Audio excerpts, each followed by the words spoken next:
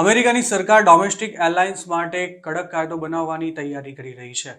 એક રિપોર્ટ પ્રમાણે આ કાયદામાં જો ફ્લાઇટ મોડી પડે તો એરલાઇને કેશ પેનલ્ટી ભરવી પડશે તેવી જોગવાઈ છે. અમેરિકન મીડિયામાં પ્રસિદ્ધ થયેલા અહેવાલો અનુસાર આ કાયદો જાન્યુઆરી 2025માં અમલમાં આવી શકે છે, જેમાં ફ્લાઇટ 3 કલાકથી વધુ મોડી પડવાની સ્થિતિમાં તેમજ જો ફ્લાઇટ કેન્સલ થાય તો એરલાઇને પેસેન્જર્સને વળતર ચૂકવવું પડશે.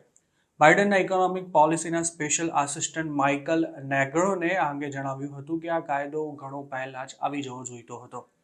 આ કાયદો અમલમાં આવ્યા બાદ શેડ્યુલ ફોલો ન કરનારી ફ્લાઇટના દરેક પેસેન્જરને એરલાઇને નિશ્ચિત કેશ પેમેન્ટ આપવા ઉપરાંત તેમના જમવાનો અને રહેવાનો ખર્ચો પણ ઉઠાવવો પડશે.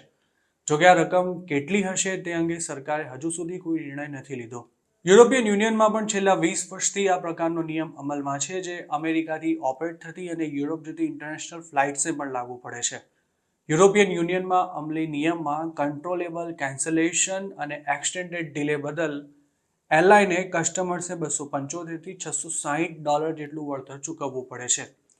EUની જેમ અમેરિકા પણ હવે એવો કાયદો લાવવા માંગે છે કે જેમાં મિકેનિકલ કે પછી સ્ટાફિંગ ઇસ્યુને કારણે જો ફ્લાઇટ મોડી કે ડિલે થાય તો પેસેન્જરને વળતર ચૂકવવાની જોગવાઈ હોય. હાલ કેનેડા, સાઉદી અરેબિયા, તુર્કી, બ્રાઝિલ, ચાઇના અને ઇન્ડિયા જેવા દેશોમાં પણ આ પ્રકારનો નિયમ અમલમાં છે અને ઓસ્ટ્રેલિયામાં પણ તે ચાલુ વર્ષે જ અમલમાં આવી રહ્યો છે. એક અનુમાન અનુસાર આ નિયમ હેઠળ એરલાઇન્સે જે વળતર ચૂકવવું પડશે તેની ભરપાઈ તે ટિકિટના દરમાં માત્ર $1 અથવા તેનાથી પણ ઓછા વધારાથી સરભર કરી શકે છે.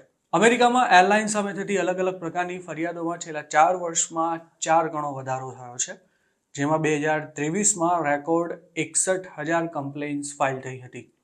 2022ની સરખામણીએ 2023માં યુએસમાં એર ટ્રાવેલ કરનારા પેસેન્જર્સ 11% વધ્યા હતા, પરંતુ એરલાઇન સામે થતી ફરિયાદો 29% જેટલી વધી હતી. 2023માં અમેરિકામાં ઓપરેટ કરતી અલગ અલગ ડોમેસ્ટિક એરલાઇન્સ સામે જે ફરિયાદો થઈ હતી તેમાં 35% ફ્લાઇટને રિલેટેડ હતી, જ્યારે 20% રિફંડ અને 16% લગેજ સંબંધિત હતી. જોકે એક રિપોર્ટ અનુસાર અમેરિકામાં ચાલુ વર્ષમાં ફ્લાઇટ કેન્સલ થવાનું પ્રમાણ ખાસું ઘટ્યું છે.